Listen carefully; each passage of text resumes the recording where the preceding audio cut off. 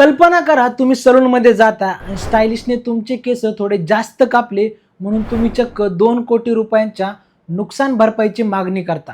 हे ऐकायला फिल्मी वाटत असलं तरी दिल्लीच्या एका नामांकित मॉडेलने हे खरं करून दाखवलं होतं.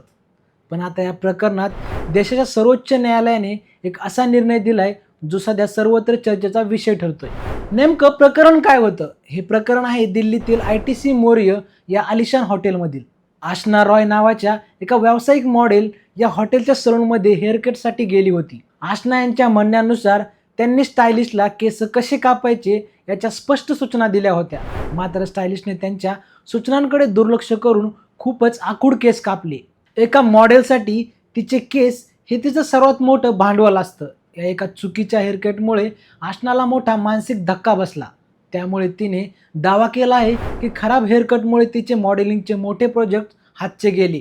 तिला काम मिळणं बंद झालं आणि तिच्या व्यावसायिक प्रतिमेचं कधीही भरून न येणारं नुकसान झालं. आशना राय यांनी या प्रकरणी राष्ट्रीय ग्राहक विवाद निवारण आयोगाकडे दाद मागितली. ग्राहक आयोगाने प्रकरणाचं गांभीर्य लक्षात घेऊन हॉटेलला चक्क 2 कोटी रुपये भरपाई देण्याचे आदेश दिले.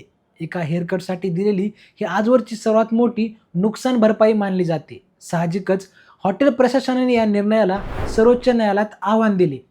या प्रकरणावर सुनावणी करताना सुप्रीम कोर्टाने अतिशय महत्त्वाचे निरीक्षण नोंदवले. न्यायमूर्ती राजेश बिंदल, न्यायमूर्ती मनमोहन यांच्या खंडपीठाने स्पष्टपणे सांगितले की न्याय हा केवळ भावनांवर किंवा अनुमानांवर चालत नाही. न्यायालयाने 34 पानांच्या निकालात नमूद केले की ग्राहक आयोगाने 2 कोटी रुपयांचा आकडा ठरवताना ठोस पुराव्यांची तपासणी केलीच नाही. कोर्ट म्हणाले, तुम्हाला मानसिक धक्का बसला हे मान्य, पण त्या धक्क्यामुळे तुमचं 2 कोटींचं आर्थिक नुकसान झालं हे कसं? याचे कागदोपत्री पुरावे कुठे आहेत? केवळ असं होऊ शकतं या तर्कावर कोट्यवधी रुपये कोणालाही दिले जाऊ शकत नाही. परिणामी कोर्टाने 2 कोटींचा तो आदेश रद्द केला आणि भरपाईची रक्कम थेट 25 लाख रुपयांवर आणली.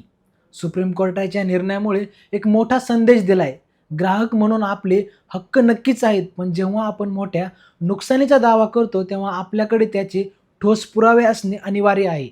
भावनिक तर्क लावून कायद्याच्या चौकटीत मोठी भरपाई मिळवणे शक्य नाही. 2 कोटींच्या अपेक्षेत असलेल्या मॉडेलला आता 25 लाखांवर समाधान मानावे लागणार आहे, कारण सुप्रीम कोर्टाने या अवाजवी भरपाईवर कायदेशीर कात्री चालवली आहे. मग तुम्हाला कशी वाटली ही स्टोरी आम्हाला कमेंटमध्ये नक्की सांगा आणि पाहत राहा लेट्स अप मराठी.